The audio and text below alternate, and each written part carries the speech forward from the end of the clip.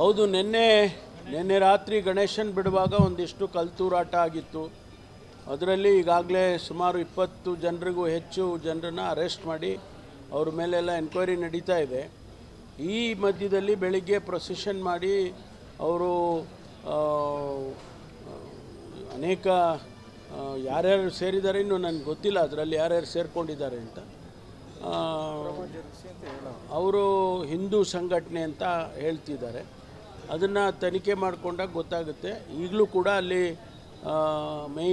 Main ರೋಡಲ್ಲಿ block ಮಾಡಿದ್ದಾರೆ ಅಂತ ಕೇಳಿದೆ. ಅದನ್ನೆಲ್ಲ ಪೊಲೀಸ್ನವರು ತೆರವು ಮಾಡೋದಕ್ಕೆ ಪ್ರಯತ್ನ ಮಾಡಿ ಅವ್ರಿಗೆ ಮನವೊಲಿಸೋದಕ್ಕೆ ಪ್ರಯತ್ನ ಮಾಡ್ತಾ ಇದ್ದಾರೆ. ನಾನು ಕೂಡ ಅಪೀಲ್ ಮಾಡ್ಕೊಳ್ತೇನೆ, ಏನೇ ಯಾರ್ದಾದ್ರೂ ಈಗ ಯಾರೋ ಕಲ್ಲು ಹೊಡೆದ್ರು ಅಂತ ಹೇಳುವಾಗ ಅವ್ರನ್ನ ಅರೆಸ್ಟ್ ಮಾಡಿದ್ದಾರೆ.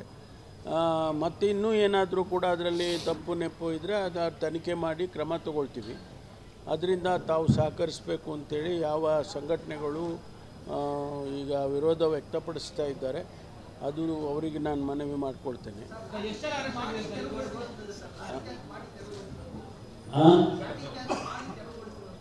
ಇಲ್ಲ, ಈಗ ಬೇಡವಾ? ನಿಮ್ಮ ಶಾಂತಿಯನ್ನು ಕಾಪಾಡುವಾಗ ಒಂದು ಹಂತದವರೆಗೂ ಪೊಲೀಸ್ನವರು ನೋಡ್ತಾರೆ.